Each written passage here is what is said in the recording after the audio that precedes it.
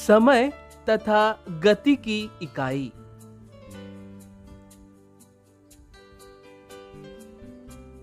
समय की मूल इकाई 1 सेकेंड है। इसका प्रतीक S है। समय की बड़ी इकाइयां मिनट MIN और घंटे H हैं। ये इकाइयां एक दूसरे से संबंधित हैं। चूंकि गति मतलब दूरी बटे समय है, गति की मूल इकाई मीटर प्रति सेकेंड है। बेशक इसे अन्य इकाइयों जैसे मीटर प्रति मिनट या किलोमीटर प्रति घंटा में भी व्यक्त किया जा सकता है। आपको यह याद रखना चाहिए कि सभी इकाइयों के प्रतीक एक वचन में लिखे गए हैं। उदाहरण के लिए हम 50 किलोमीटर km लिखते हैं, न कि 50 kms, या 8 सेंटीमीटर के बजाय 8 cms नहीं लिखेंगे। समय की विभिन्न इकाइयों का उपयोग आवश्यकता के आधार पर किया जाता है। आपके घर और आपके स्कूल के बीच की दूरी को तय करने में आपके द्वारा लिए गए समय को वर्षों में व्यक्त करना बुद्धिमानी नहीं होगी। एक सामान्य स्वस्थ वयस्क की नाड़ी 1 मिनट में लगभग 72 बार या 10 सेकंड में लगभग 12 बार धड़कती है। बच्चों के लिए यह दर थोड़ी अधिक होती है।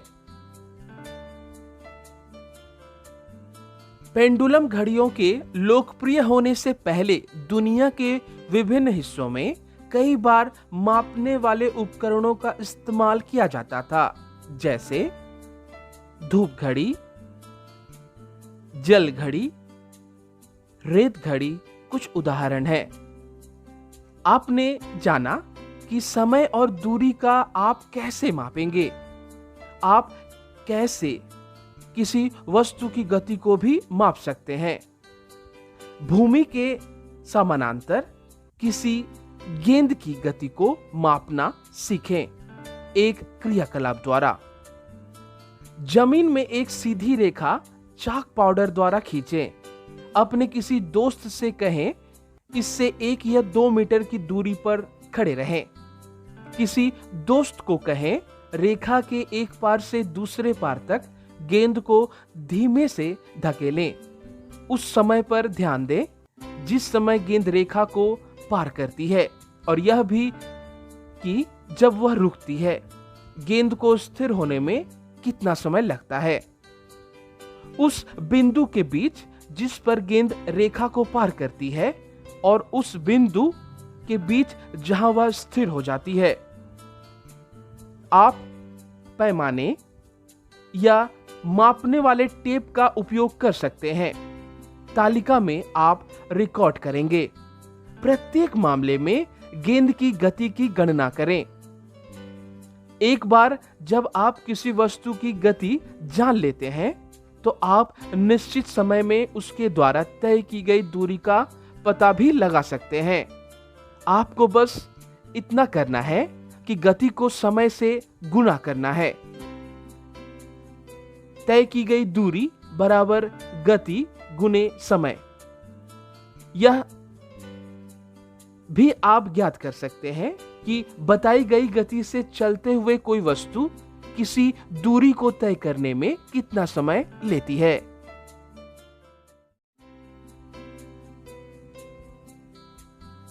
चाल मापना।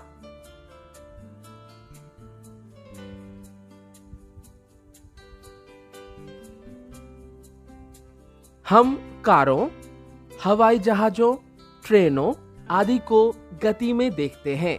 यह एक सामान्य अनुभव है कि कुछ वस्तुओं की गति धीमी होती है जबकि कुछ की गति तेज होती है। हम जानते हैं कि कुछ वाहन दूसरों की तुलना में तेज चलते हैं, यहाँ तक कि एक ही वाहन अलग अलग समय पर तेज या धीमी गति से आगे बढ़ सकता है। यदि 2 वाहन एक ही दिशा में सड़क पर चल रहे हैं तो हम आसानी से कह सकते हैं कि उनमें से कौन दूसरे की तुलना में तेज चल रहा है।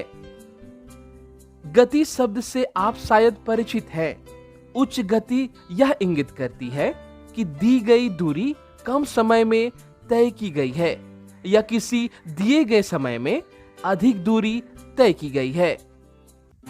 यदि हम 1 घंटे में 2 बसों द्वारा तय की गई दूरी को जानते हैं तो हम बता सकते हैं कि कौन सी धीमी है। किसी वस्तु द्वारा इकाई समय में तय की गई दूरी को हम वस्तु की चाल कहते हैं। जब हम कहते हैं कि एक कार 50 किलोमीटर प्रति घंटे की रफ्तार से चल रही है तो इसका मतलब है कि वह 1 घंटे में 50 किलोमीटर की दूरी तय करेगी। हालांकि एक कार शायद ही कभी 1 घंटे के लिए स्थिर गति से चलती है। वास्तव में यह धीरे धीरे आगे बढ़ना शुरू करता है और फिर गति पकड़ लेता है। इसलिए जब हम कहते हैं कि कार की गति 50 किलोमीटर प्रति घंटा है तो हम आमतौर पर केवल 1 घंटे में उसके द्वारा तय की गई दूरी को कहते हैं। हमें इस बात की कोई परवाह नहीं है कि उस 1 घंटे के दौरान कार निश्चित गति से चल रही है या नहीं। यहाँ गणना की गई गति वास्तव में कार की औसत गति होती है। गति बराबर कुल तय की गई दूरी बटे कुल लिया गया समय। रोजमर्रा की जिंदगी में हम शायद ही कभी वस्तुओं को निश्चित गति से लंबी दूरी तक या लंबे समय तक चलते हुए पाते हैं। यदि सरल रेखा के अनुदिश गतिमान वस्तु की गति में परिवर्तन होता रहता है तो उसे असमान गति कहते हैं। स्थिर गति से एक सीधी रेखा में गतिमान वस्तु को एक समान गति कहना ठीक होगा। इस मामले में औसत गति वास्तविक गति के समान है।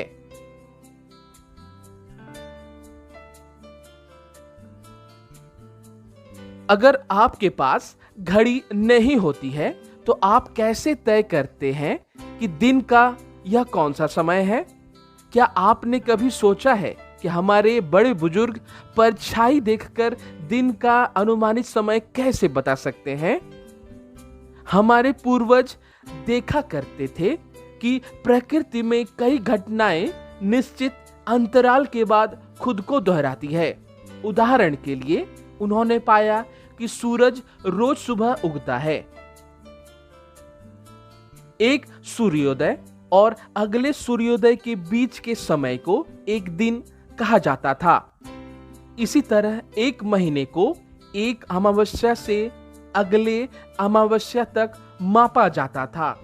एक वर्ष को पृथ्वी द्वारा सूर्य की एक परिक्रमा पूरी करने में लगने वाले समय के रूप में निर्धारित किया गया था। सबसे प्रसिद्ध आवर्ती गतियों में से एक सरल पेंडुलम की गति है। लोलक या पेंडुलम द्वारा एक दोलन पूरा करने में लगने वाले समय को उसका आवर्तकाल कहते हैं।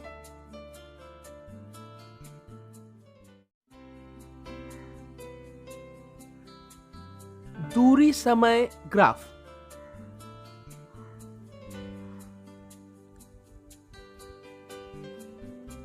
जैसा आप सभी जानते हैं, ग्राफ कई तरह के होते हैं, जैसे स्तंभ ग्राफ, रेखा ग्राफ। ग्राफीय निरूपण का एक अन्य प्रकार है पाई ग्राफ। एक ग्राफ पेपर लीजिए, एक दूसरे के लंबवत 2 रेखाएं खींचिए। क्षैतिज रेखा पर x, O, x अंकित कीजिए। इसे x अक्ष कहते हैं। इसी प्रकार ऊर्ध्वाधर रेखा पर y, O, y अंकित कीजिए। इसे y अक्ष कहते हैं। x, O, x तथा y, O, y का प्रतिच्छेद बिंदु मूल बिंदु O कहलाता है। जिन 2 राशियों के बीच ग्राफ खींचा जाता है उन्हें इन्हीं 2 अक्षों के अनुदिश दर्शाया जाता है। हम x अक्ष पर धनात्मक मानों को OX के अनुदिश दर्शाते हैं। इसी प्रकार y अक्ष पर धनात्मक मानों को OY के अनुदिश दर्शाते हैं। आप दिए गए चरणों को अपनाकर ग्राफ बना सकते हैं। दो अक्षों को निरूपित करने के लिए दो लंबवत रेखाएं खींचिए तथा उन पर OX तथा OY अंकित कीजिए। निश्चित कीजिए कि X अक्ष के अनुदिश किस राशि को दर्शाना है तथा Y अक्ष के अनुदिश किस राशि को दर्शाना है। X अक्ष के अनुदिश समय तथा Y अक्ष के अनुदिश दूरी दर्शाइए। दूरी को दर्शाने के लिए कोई पैमाना चुनिए और समय के लिए भी। कार की गति के लिए ये पैमाने हो सकते हैं। समय बराबर 1 मिनट बराबर 1 सेंटीमीटर, दूरी बराबर 1 किलोमीटर बराबर 1 सेंटीमीटर। समय तथा दूरी के मानों को अपने अपने अक्षों पर अंकित कीजिए। कार की गति के लिए समय को X अक्ष पर मूल बिंदु O से 1 मिनट 2 मिनट पर लिखिए। उसी तरह दूरी 1 किलोमीटर 2 किलोमीटर Y अक्ष पर अंकित कीजिए। अब आपको दूरी तथा समय के मानों को ग्राफ पेपर पर अंकित करने हैं। क्रम संख्या 1 में प्रेक्षण में यह दर्शाया गया है कि समय 0 मिनट पर चली गई दूरी भी 0 है। इसलिए ग्राफ पर मानों के इस समुच्चय के संगत बिंदु स्वयं मूल बिंदु ही होगा। 1 मिनट के बाद कार 1 किलोमीटर दूर गई है। इस मान को X अक्ष पर 1 मिनट को दर्शाने वाली बिंदु को देखिए। इस बिंदु पर Y अक्ष के समानांतर रेखा खींचिए। इसके बाद Y अक्ष पर 1 किलोमीटर दूरी के संगत बिंदु से X अक्ष के समानांतर रेखा खींचिए। वह बिंदु जिस पर ये दोनों रेखाएं ग्राफ पेपर पर एक दूसरे को काटती हैं। इसी प्रकार ग्राफ पेपर पर मानों के समुच्चय बिंदुओं को अंकित कीजिए। विभिन्न समय पर कार की स्थिति ग्राफ पर दिखाई गई है। दर्शाए अनुसार इन बिंदुओं को मिलाइए। यह एक सीधी सरल रेखा है। यह कार की गति का दूरी समय ग्राफ है। यदि दूरी समय ग्राफ एक सरल रेखा है तो यह संकेत करता है कि वस्तु नियत चाल से गति कर रही है।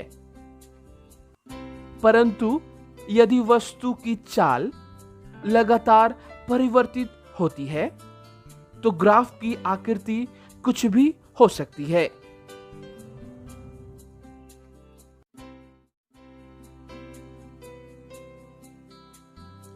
पथमापी एवं चालमापी।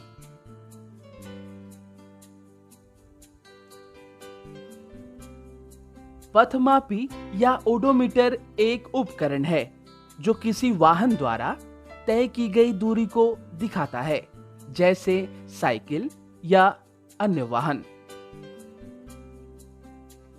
यह उपकरण विद्युतीय, यांत्रिक या दोनों का संयोजन हो सकता है। पथमापी का पाठ्यकांक हमेशा बढ़ता रहता है। मान लीजिए आपकी कार 2150 किलोमीटर पथमापी में दिखा रहा है। अगर आप किसी नजदीकी शहर में जाते हैं तो आप देखेंगे कि नया पाठ्यकांक 2250 किलोमीटर हो गया है। शहर तक पहुंचने के लिए आपने जो दूरी तय की है वह है 2250 घटाव 2150 यानी 100 किलोमीटर। और जिस दिन आपने कार खरीदी है उस दिन से आपकी कार द्वारा तय की गई कुल दूरी 2250 किलोमीटर है। चालमापी या स्पीडोमीटर एक पैमाना है जो एक वाहन की तात्कालिक गति को मापता है और प्रदर्शित करता है। अब ये मोटर वाहनों के लिए विश्व स्तरीय रूप से लगभग 1900 के दशक से विकल्प के रूप में एवं लगभग 1910 से मानक उपकरण के रूप में उपलब्ध होने लगे हैं। अन्य वाहनों के लिए स्पीडोमीटर के विशिष्ट नाम होते हैं और अन्य साधनों में इनका उपयोग गति संवेदन के लिए होता है। जब आपकी कार नहीं चल रही है तो स्पीडोमीटर 0 किलोमीटर प्रति घंटा दिखाएगा। गाड़ी चलते हुए शुरू करते ही यह 10 किलोमीटर प्रति घंटा तक दिखाती है। जब गाड़ी को आप तीसरे गियर में देते हैं तो आप देखेंगे कि गाड़ी 50 किलोमीटर प्रति घंटे से चल रही है। जैसे ही आप ब्रेक लगाते हैं आप देखेंगे स्पीडोमीटर का निर्देशक 0 की तरफ आने लगता है। स्पीडोमीटर की रीडिंग में हमेशा उतार चढ़ाव देखने को मिलता है। यह कार के चलाने के तरीके पर होता है। यदि आप नियत गति से वाहन चलाते हैं तो यह क्षण भर के लिए एक स्थिर गति दिखा सकता है।